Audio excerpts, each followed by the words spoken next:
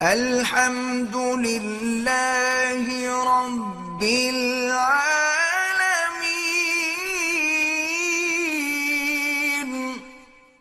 تو اللہ تبارک و تعالیٰ کسی قوم کو عذاب نہیں دیتے۔ وما كنا معذبین حتی نبعث رسولا، پیغمبر بھیجتے ہیں، علماء بھیجتے ہیں، ان کو نصیحت کی جاتی ہے، ان کو ڈرایا جاتا ہے، ان کو سابقہ امتوں کے احوال سنائے جاتے ہیں، لیکن جب ان سب کے باوجود وہ اپنے ضد پہ اور کفر پہ اڑے رہتے ہیں تو پھر اللہ کا عذاب آ جاتا ہے، اور جب اللہ کا عذاب آ جائے تو پھر ان سے کوئی پوچھنے والا نہیں ہے۔ اور اسی طرح اللہ پیغمبروں سے بھی پوچھیں گے کہ قوم نے کیا جواب دیا، اور قوموں سے بھی پوچھیں گے کہ تم نے میرے پیغمبروں کو کیا جواب دیا ہے۔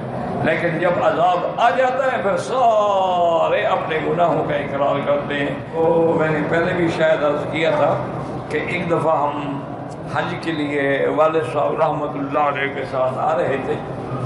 اس دور میں بحری جہاز ہوتے تھے، ہوائی جہاز کا تو بڑا یعنی بہت کم تھے، اگر تھے تو اتنے کرائے تھے کہ کوئی بڑا آدمی آتا ہو۔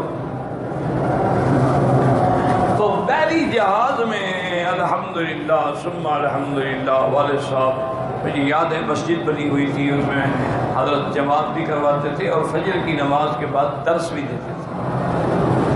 تو وہ جو راستہ تھا نا جہاں ہمارا یعنی بستر لگے تھے، راستے میں ایک شیعہ کا کوئی بالکل کٹر قسم کا ملنگ جو تھا نا، اس کی بھی چارپائی تھی۔ وہ دیکھتا نا یہ مولوی نماز پڑھنے جا رہے ہیں، پھر نماز کے بعد درس ہو رہا ہے، پھر واپس آئے، وہ ہمیں دیکھتا تو فوراً نعرے لگاتا یا علی مدد، مولا علی مدد، یعنی ہمیں چڑھانے کے۔ چپ کر کے چلے جاتے بھی، اب جہاز میں کوئی لڑائی تو نہیں ہے نا۔ اللہ کی شان یہ ہے کہ جہاز جو ہے ایک ایسا منطقہ آتا تھا، جب ہم آتے تھے نا کراچی سے جدہ کے لیے یا بمبئی سے جدہ کے لیے، تو راستے میں ایک جگہ ہے جہاں بالکل سارا سال جو ہے سمندر میں طوفان ہوگا۔ تو انہوں نے اعلان کیا کہ بھی ہر آدمی اپنی جگہ پر بیٹھے اور بلا ضرورت حرکت نہ کرے کہ ابھی آدھے گھنٹے کے بعد ہمارا جہاز جو ہے طوفان سے گزرے گا۔ وہ جب جہاز آیا نا جی طوفان میں، وہ تو کوئی طوفان پتہ نہیں کیا بلا تھا، اتنا بڑا جہاز جس میں کم از کم 3 یا 4 ہزار آدمی سوار تھے۔ ایسے معلوم ہوتا تھا کہ جیسے ایک چھوٹا سا لکڑی کا ٹکڑا ہو رہا ہے، ایسے گھوم رہا ہے۔ اور اتنا اس نے طوفان نے ہلایا نا جی کہ جو دائیں طرف کا سامان تھا نا وہ بائیں آ گیا، بائیں والا دائیں جا پڑا۔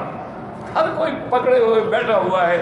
ہم اس وقت بچے تھے تو ہم ہمیں اللہ کی شان ہے کہ وہ چکر بھی نہیں آتے تھے۔ اب شاید بڑھاپے میں وہی عذاب بھگت رہے ہیں،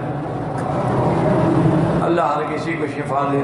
تو بہرحال وہ جناب پھر اب جب ہم اس کے ساتھ گزرے تو وہ چپ بیٹھا ہوا ہے، یا اللہ یا اللہ۔ میں نے کہا حضرت علی کو نہیں بلایا؟ یا حضرت علی طوفان میں نہیں آتے، جہاز بعد میں جب گزرے گا پھر تشریف لائیں گے؟ وہ کہتا جاؤ یار چھوڑو، حضرت علی نے کیا مدد کرنی ہے، مدد تو اللہ کرتا ہے۔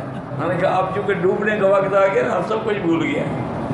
تو ہمیشہ یہ قاعدہ ہوتا ہے کہ جب آدمی پر اللہ نہ کرے عذاب آتا ہے، تکلیف ہوتی ہے، بڑے بڑے منکرین خدا کو بھی کہنا پڑتا ہے کہ یا اللہ تیرے سوا کوئی